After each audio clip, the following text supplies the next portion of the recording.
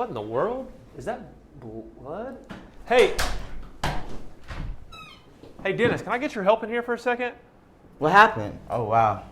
I don't know, man. I came in here to wash my hands, and it looks like someone might have cut themselves, or shoot, maybe someone just spilled something. I'm not sure, but I wanted to get your opinion and see what we need to do with it. Well, if it is not blood, we still need to treat it as blood. Okay, so should I just wipe it up then, or? No, don't wipe it up, because it could possibly be a bloodborne pathogen. What's a bloodborne pathogen? Well, a bloodborne pathogen is a microorganism that can cause disease from an infected individual to another individual, either through blood or other infectious materials. What kind of diseases are you talking about? We're talking about hepatitis C, hepatitis B, and HIV. Wow, this is a big deal then. So how does it go from being on the counter to causing me a disease though? Well, you can have as simple as a cut or abrasion, or you can ingest it by accident, and then there you go. Okay, so you mentioned it can be in other stuff. I think you said other potentially infectious material. Yes. What kind of stuff are you talking about? Well, we're talking about bodily fluids such as sweat, vomit, through saliva. Wait a second. So you're saying any of those things could have a bloodborne pathogen in it? Yes, possibly. Okay, so if I'm coming to do my normal routine though, and I'm going to clean the bathroom, does that mean I have to treat all of those things like blood? Negative. You don't always have to treat it all like blood, only if you see blood within them. Okay, so it could be in those things, but only if they have blood in them. Exactly. Gotcha. So what do we need to do to clean this up then? Well, let me go grab my bloodborne pathogen kit, and then I'll show you how do we do it. All right, team, time for your bloodborne pathogen safety training pro safety tip number 1. Bloodborne pathogens can be found in any bodily fluid that contains blood. So if you encounter something that looks like it could be blood or it might have blood in it, you need to treat it like blood. Also, bloodborne pathogens carry diseases that can be very harmful, including hepatitis C, hepatitis B, and HIV. And finally, bloodborne pathogens can be transmitted anytime there is blood-to-blood contact.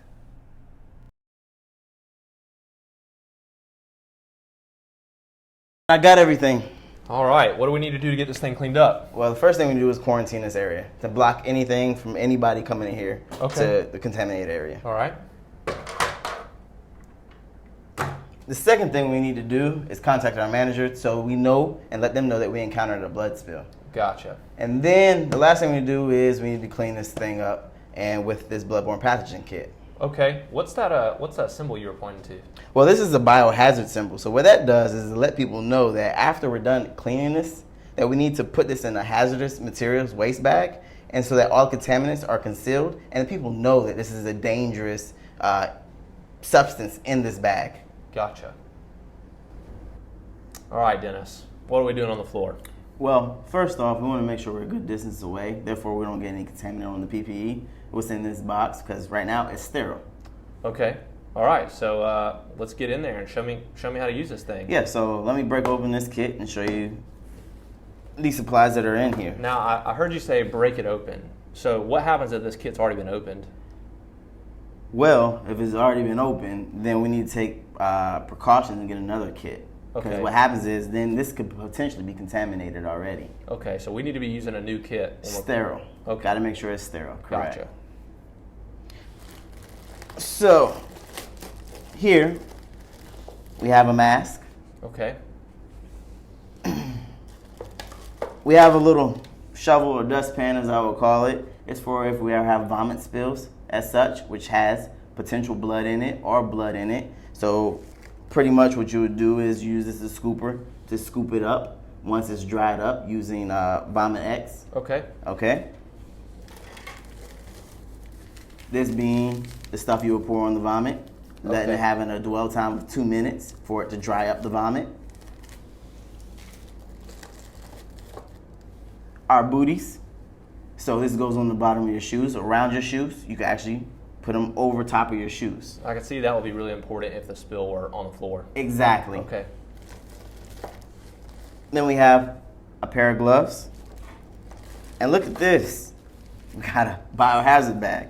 So that same symbol you've seen on the outside of the box, it's right here on this bag as well. Okay, so everything when we get done Goes in here. All right. Correct. Good deal. And we have our safety goggles. And this is absorbent if you were to place over yourself, and it goes around you like a smock. Okay. Therefore, any splatter or anything like that were to get on you, gets on here. Got little towelettes, sanitizing wipes. And also, we have germicidal disposable wipes as well. And we have our little twisty ties that we tie around the bag to make sure there's no leakage coming from here. Okay. So once you're done, everything's in the bag. You tie around the bag, and therefore tie it tight enough so if it were somebody were to hold upside down, there's no leakage coming out of the bag. All right. Okay. This being what you place over the spill itself, getting it up, because what we need to do is we have our disinfectant, blot this up, make sure it's dry, then take our disinfectant and we saturate the surface area. All right. Well, I guess let's suit up and get this thing cleaned up. Bloodborne pathogen safety training pro safety tip number 2. As soon as you encounter the spill, make sure you block the area off to keep others away from the potential hazard. And contact your manager as soon as you find out about the spill, especially if it's a large spill that could indicate someone might have been seriously hurt. Finally, open the bloodborne pathogen kit far away from the spill and carefully read through the instructions because not all bloodborne pathogen kits are exactly the same. You're all suited up, so what's next? All right, first thing I want to do is I want to examine the area, make sure I got everything within the contents of what I'm going to clean. And the first thing you're going to do to give me is that absorbent paper towel, okay? Then what we're going to do is take the absorbent paper towel and we're going to wipe all this loose liquid up, which is the bodily fluids and blood. You got to be very careful when you're wiping. You don't want to make any splatters because it could splatter on the ground and we just expand our surface area of cleaning.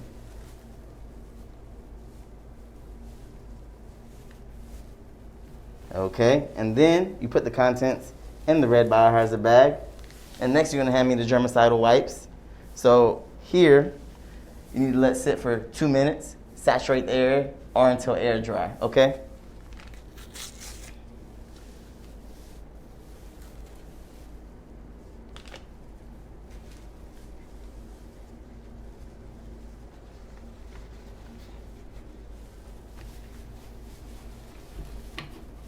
Still, be very careful when cleaning this and make sure we get it all.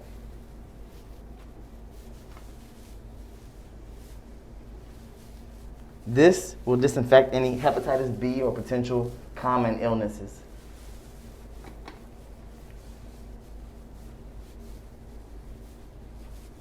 You want to get it really good. You can never be too cautious or too safe when doing this. Then you put the contents in the red biohazard bag.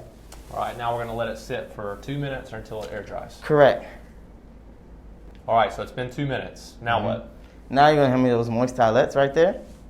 And I'm going to finish completing sanitizing the surface. Now, mind you, you always want to kind of be thinking while you're doing this and be cautious. You can never be too cautious and move too slow. Because what happens is, as you see, I still have my arms exposed, and I can accidentally touch it, and I have an abrasion or something in my arm, or a cut.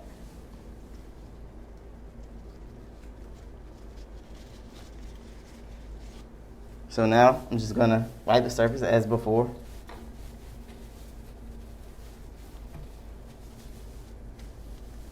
And we're going to place this content in the red biohazard bag as well. All right, now what? Now, we're going to take the red biohazard bag and we're going to place it on the ground. And I'm going to start to declothe. I'm going to start from head to toe. Always remember head to toe, gloves being last. The reason why gloves being last is because you always want to touch all the other parts of the PPE and make sure you take those off. And then the gloves will be lastly disclosed into the red biohazard bag. Okay. Okay? So I'm gonna start with my goggles first. Then I'm gonna start with my face mask. Now I notice it's important not to touch your face, right? Not to touch your face at all. Then my smock. Almost.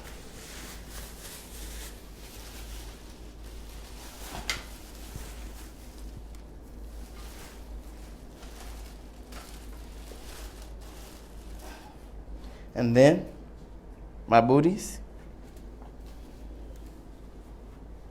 Then I want to tie the contents of this bag up with the red zip ties.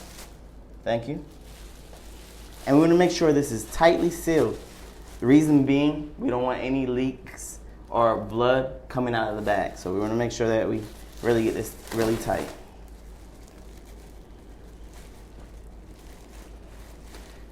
And then, very imperative and important, when you're doing this last step, is how you take these gloves off.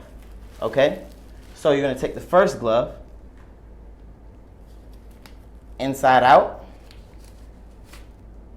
and you're going to place that in the glove, the hand with the glove on. And then you take inside out, over top of the glove that was in the hand on, and you dispose of it into the red bag. And then you take the contents here, place it in the red biohazard bag, and in the last zip tie,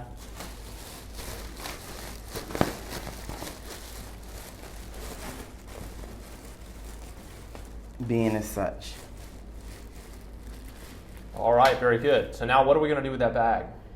Now it depends on your site. So job-specific site, however they want to dispose of the bags, that's how you dispose of it. You contact your manager if you have any questions. So every account should have a way to get rid of a biohazard bag. Exactly. Okay. All right, last question for you. I noticed in this kit that there was this little pink form. Can you tell me what this is? Yes, so the employee or the person cleaning the spill needs to record it. This is very vital, OSHA regulations. So what you're going to do is you're going to date, time, expose your employee, your name, the location, what site you're at, whether that's being at Baptist Health or wherever.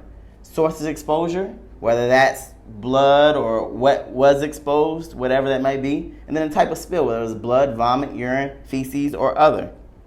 Then the cause of the incident. And explain that. And then once you're done, it's asked if you instructed and did the way it was supposed to be by procedure. You check yes. And then from there, you fill that out, give that to your manager. Awesome. All right. Well, very good. Let's go debrief back at your office, if that's all right. That sounds great. All right, man. Hey, anytime the last step when you clean up a blood spill, bloodborne pathogen spill, you got to wash your hands for 30 seconds. So I'll meet you at my office. All right? All right. Sounds good. Sounds great.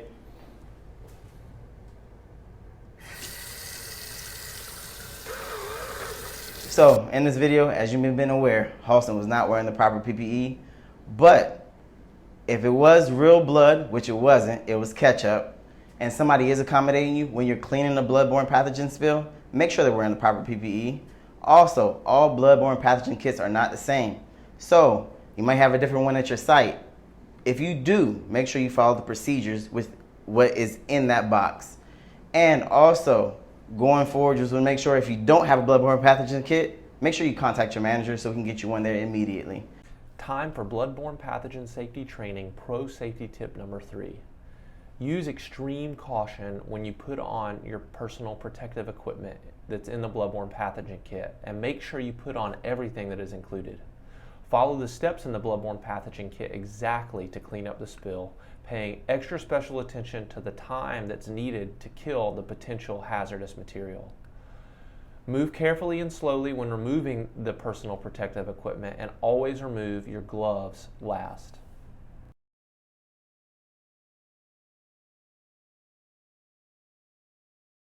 But man, it sounds like there's a lot to this bloodborne pathogen thing. Almost definitely. So if I'm one of your employees and I want to find out some more information about this stuff, where can I go to find that? Well, there's 2 places you can go. So it's OSHA 1910 Book of Standards, and then the second place is Bud Group's Exposure Control Plan. Okay, that's right. Yeah, so if any employee has more questions, they can contact their manager, and they can either take them to the Book of Standards, Correct. which outlines what companies need to have to be in compliance, or they could take them to the exposure control plan that the bug group has, which is bug group specific, and it just talks about how the bug group communicates around a potential exposure. Exactly. So let's say one of your employees does get exposed. What happens? What should they do? They need to contact their manager immediately first, and then from there they'll contact MedCorps and go from there and go through the process of what the standard procedures would be. Okay, so they're following the normal accident procedure. Okay. Anything else you would recommend if they have been exposed? Yes. So immediately after contacting your manager, you would go flood that area for 30 seconds with warm water and soap, and just make sure you vigorously, not tearing at your skin, but vigorously with a little bit of pressure on that area, cleaning that surface. Gotcha. So we followed the accident procedure. Likely they're going to tell us we need to go to the hospital, and at the hospital, a medical professional is going to walk us through getting tested and seeing if we have been exposed to something, and then kind of walk us through that process. Yes. It sounds like you know a lot about these diseases and bloodborne pathogens. Could you tell me a little bit more about hepatitis B? Yeah, so hepatitis B is very nasty. For one, it will inflame your liver, so it attacks your liver, creating scar tissue over and over again, cirrhosis of the liver, which causes liver failure. The other one could be genetically passed from you to your child, your infant. And that is 90% of the case your child will contract if you have hepatitis B. Okay, so I have heard that is what we're most likely to be exposed to, because so many people don't even know that they have hepatitis B. So is there anything that we can do to prevent ourselves from being exposed? Yes, so there's hepatitis B vaccination. So that's a series of shots over 3 stages that lasts about 3 to 6 months. Okay, so it takes 3 to 6 months to get the shots, and then the actual vaccination is good for at least 10 years. Correct. Okay, so what if I'm an employee and I want to get the hepatitis B vaccination? What do I need to do? Well, y'all in luck here, because at Bud Group we offer it for free for our employees. So when you're initially being hired, they give you this form to fill out whether you want to decline or accept the offer that we do give to our employees for a hepatitis B vaccination. That's right. And even if you've decided up front that you don't want it, or maybe you had it and you don't need it, but later down the road you think, I do want to go get it, it's still okay. Just contact your manager and they'll walk you through the process of getting that vaccination started. Almost definitely. Awesome. Well, man, I really appreciate your time today. It's been super helpful and informative for me. I hope maybe you learned a little something along the way, yes, too. Yes, I did. And I'm sure I'll see you soon. Yes. Thank you, man. All right. All right, team. Time for your final bloodborne pathogen safety training pro safety tip. You can request a copy of OSHA's regulatory text or the bug group's exposure control plan from your supervisor at any time. And if you have been exposed, contact your manager and follow the bug group accident reporting process immediately. Finally, hepatitis B is a potentially fatal disease that can be prevented through a vaccination that the bug group offers to all employees. If you have questions about this vaccination, simply ask your manager.